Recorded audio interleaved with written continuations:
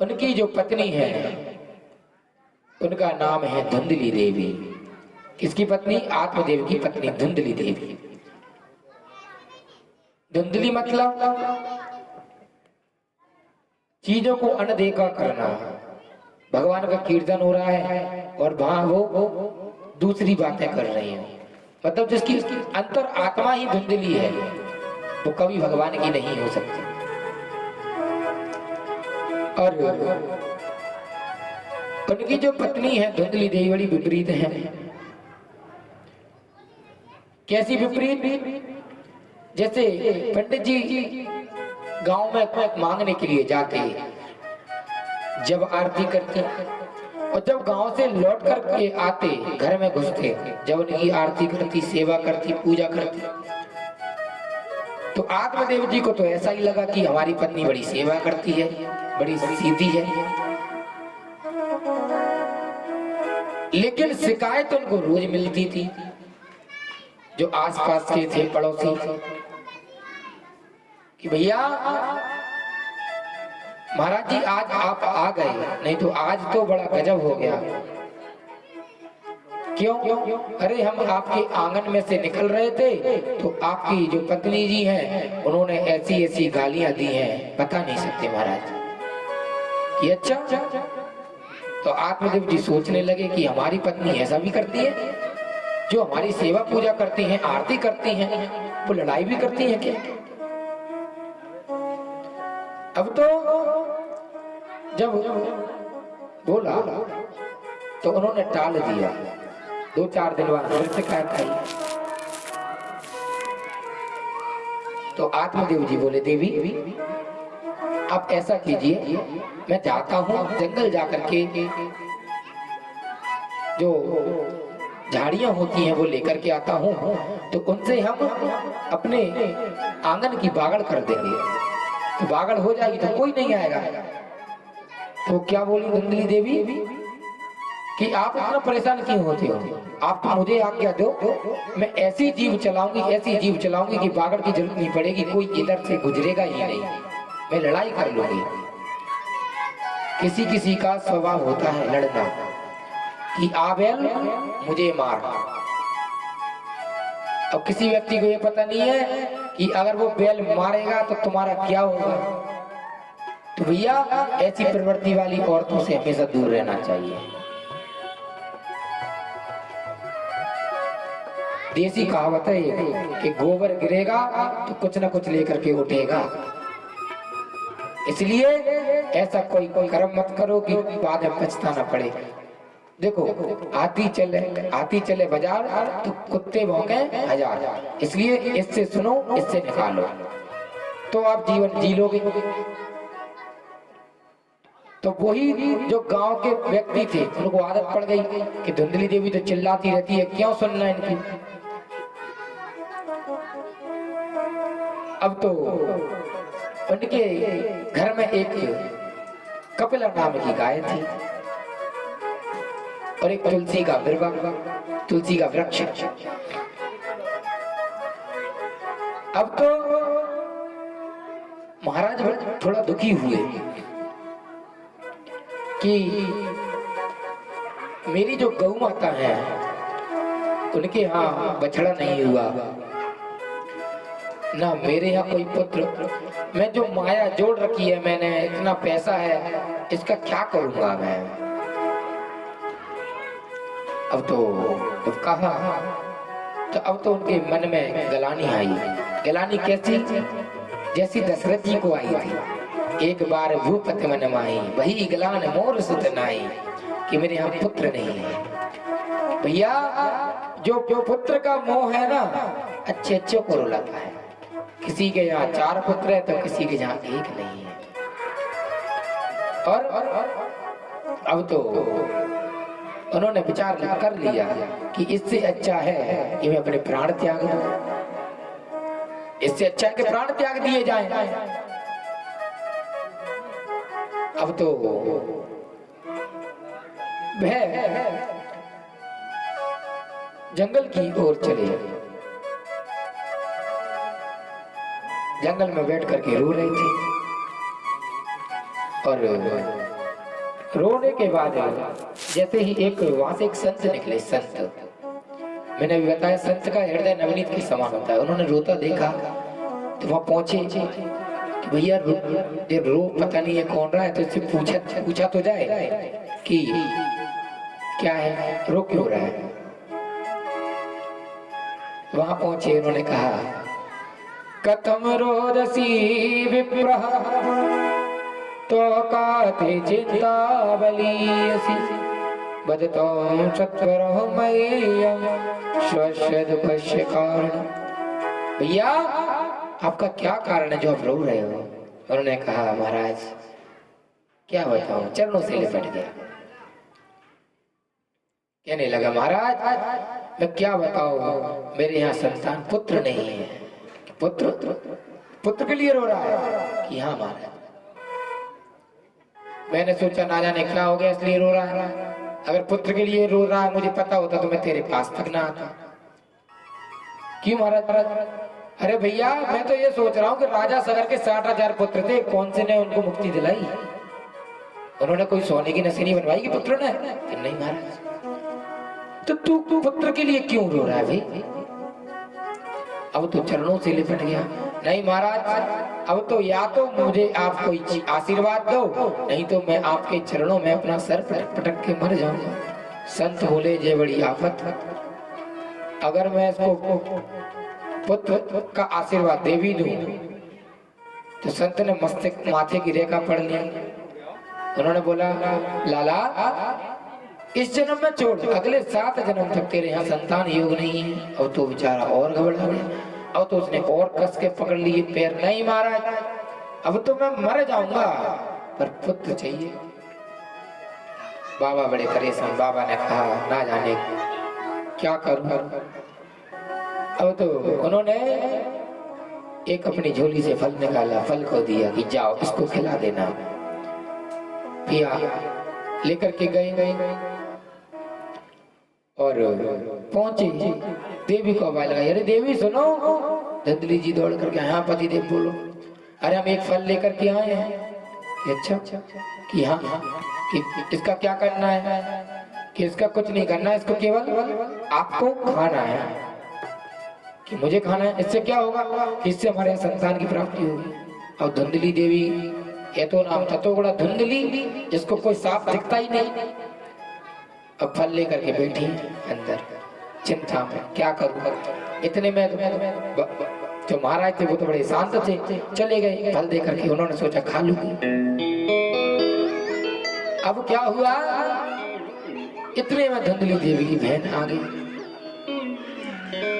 इतना तो जिक्र सब करते हैं कि उसकी बहन आई। अब वो बहन का नाम क्या था हम बता देते हैं, कोई दिक्कत नहीं। सुलोचना नाम की बहन थी उनकी। इन चीजों को कोई बताता नहीं, हम बता देते हैं। क्या नाम था धुंधली देवी की बहन का? सुलोचना। वो आई। अब आकर के भैया क्या किया उसने? पूछा का बहना का बात है गई, का दुखी सी बैठी है? अरे का बताऊं बहन, तेरे जीजा जी ना जाने जो फल लेके आए और जो कह रहे जा खावे से बालक है वो। अच्छा कि बहना मैं तो ना खाऊं। क्यों भैया आप क्यों नहीं खाओगे? तो उन्होंने कहा कि फल भक्षेण गर्भस्याद गर्भक्षेण गर्भवृद्धता स्वल्प भक्षेण ततो शक्तिर्ग्रह कार्य कथम भवेत्। कि अगर मैंने फल खाया तो मेरा गर्भ आएगा, और मेरा गर्भ आया और पता चले कि गांव में आग लग जाए तो मैं कैसे भग पाऊंगी? मैं खाना नहीं खा पाऊंगी और आलस ज्यादा आएगा, मैं कहीं घूमने फिरने नहीं जा पाऊंगी। नाम धुंधली है तो काम भी ऐसे ही उसके धुंधली जैसे। कि बहन ऐसा कर, तू एक काम कर। कि क्या? कि तू एक काम मैं बताऊंगी तुझे। क्या बहन? देख तेरे पास धन की कोई कमी नहीं है, मेरे पास पुत्रों की कोई कमी नहीं है। 3 पुत्र मेरे यहाँ, चौथा मेरे गर्भ में है, आ गया है। तू मुझे धन दे देना, मैं तुझे पुत्र दे दूँ। और तो इस फल का क्या करे? कि इस फल का कुछ मत कर, इस फल को अपनी गैया को दे दो, कपला गाय को दे दो। कि अच्छा यहाँ दे दिए। समय बीता 4-5 महीने हुए। बाबा बार पूछते हैं देवी फल खाया था कि नहीं? अब आराम है? हाँ बिल्कुल आराम है। तो हम हमारे पास तो आओ। कि नहीं नहीं, एक संत आए थे, उन्होंने कहा जब तक बालक नहीं होगा जब तक तुमको शकल ना दिखाई जाए। कि अच्छा देवी, तो कोई बात नहीं, मुझे तो बालक चाहिए। अच्छा, अब तो बस उन्होंने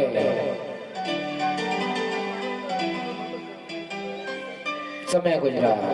इधर रात्रि में जो सुलोचना बहन थी उनकी, अपने पति को भेज दिया कि जाओ एक बालक को दिया और धन ले आओ। रात ही रात में जे हेर फेर हो गई। अब तो सुबह जैसे ही आत्मदेव जी को पता चला ब्राह्मण को कि मेरे यहाँ बालक का जन्म हुआ है, फूले ना समाये। अब तो उन्होंने अपने खजाने खोले, जितना धन था बहुत लुटाया।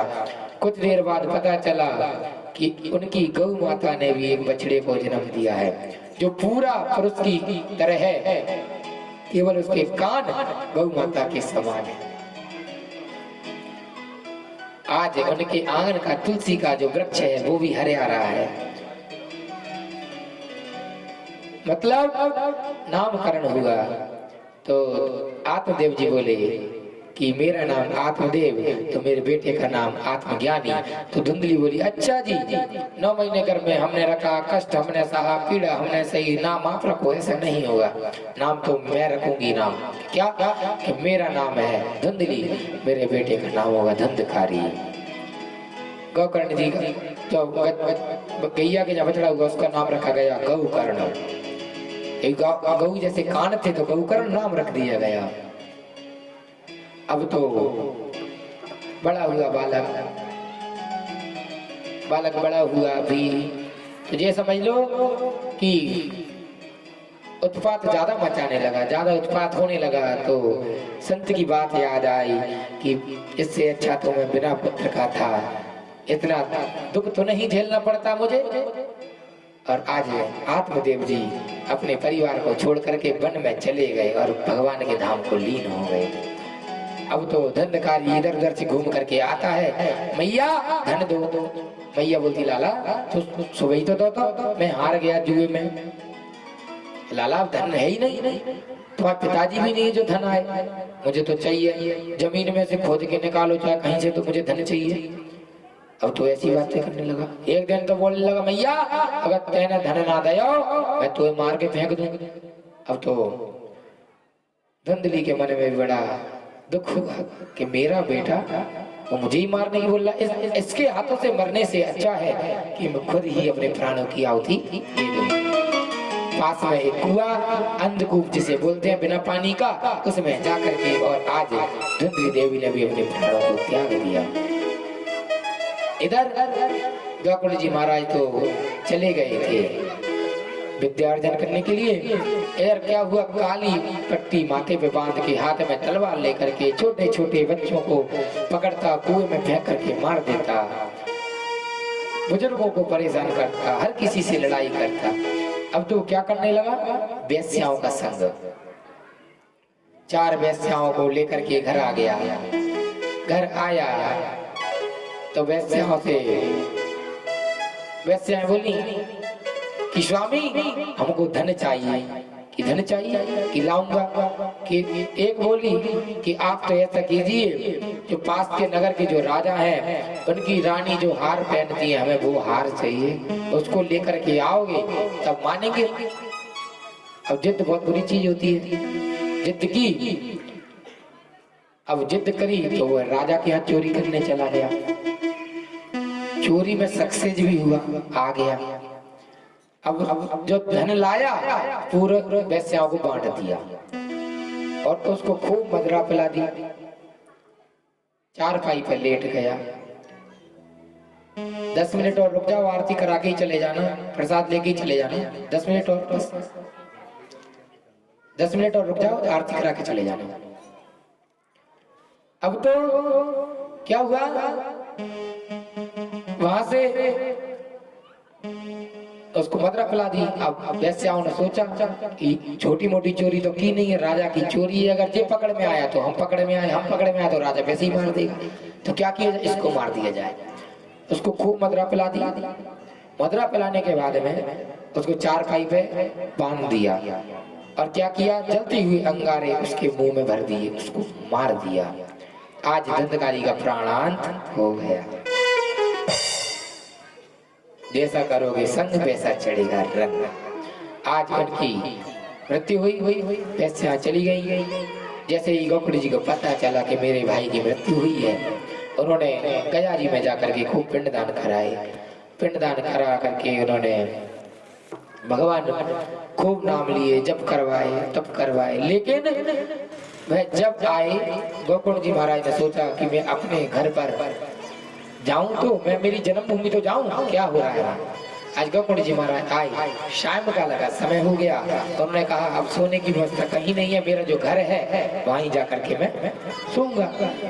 आज गोकुल जी महाराज पहुंचे। मध्य रात्रि में हवा पानी आवाजें आने लगी, पशु पक्षी बोलने लगे रात में खूब जोर शोर से। अब तो भूत बौछार खूब चल रही, आंधी तूफान। अब गोकुल जी महाराज ने सोचा पता नहीं कौन है। गोकुल जी महाराज ने एक अंजनी में अपने में चल लिया, जिस प्रकार से हवा गुजरी उधर छिड़काव किया, तो उधर से धंधकारी बोला हम राखा तदयोस्मी, कि मैं तुम्हारा भाई, कि भाई आपकी दुर्दशा, मैंने तो आपके लिए ना जाने कितने पिंडदान करवाए, भैया एक पिंडदान क्या तुम लाखों पिंडदान करा दो, लेकिन मुझे मुक्ति नहीं मिल सकती। अब मुक्ति का साधन क्या है। आज गोकुल जी महाराज ने पूछा, सूर्य नारायण भगवान उनके गुरु हैं, उनसे पूछा प्रभु क्या किया जाए। उन्होंने कहा श्रीमद् भागवत जी को पाठ कराओ, सुनाओ। आज एक बांस के वन में जाकर के, 7 गांठ का बांस रहता है, इसमें प्रेत का वास रहता है। 7 गांठ के वास में उन्होंने विराजमान धंधकारी को किया, क्योंकि जो प्रेत होते हैं ना वो हवा से उड़ जाते हैं, अंदर बैठा दिया। आज सबको पता चला कि भागवत जी की कथा हो रही है, सब दूर दूर से आए और आसन लगा करके कथा सुनी। पहला दिन हुआ पहली ग्रंथि चटकी, दूसरा दिन हुआ दूसरी गांठ चटकी, ऐसे 7 दिन में 7 गांठ चटकी। 7वें दिन की कथा के विराम के बाद में भगवान का विमान आया और किसको लेकर के गया, धंधकारी को। तो अन्य भक्त बोले कि महाराज एक बात बताओ गोकुल जी, कि धंधकारी के लिए अकेले के लिए विमान क्यों आया। तो उन्होंने कहा कि उसने 7 दिन 7 रात एक ही जगह पर बैठ करके उसने कथा श्रवण की, इसलिए उनके लिए विमान आया। तो उन्होंने कहा महाराज द्वारा से कथा को करो, हम 7 दिन और 7 रात कथा को श्रवण करेंगे, हमारे लिए विमान आना चाहिए। और आज उन्होंने फिर से कथा प्रारंभ की और सभी जितने ही भक्त थे सभी के लिए भगवान के विमान आए।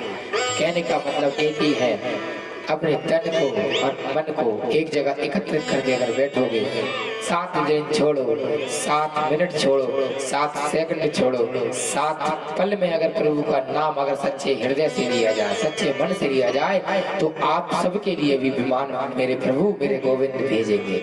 बोली वाके बिहारी लाल की जय। इस प्रकार से महात्मा की कथा को यहाँ विराम देते हैं। प्रथम दिवस की कथा आरती की ओर अग्रसर है। आरती की तैयारी करें। और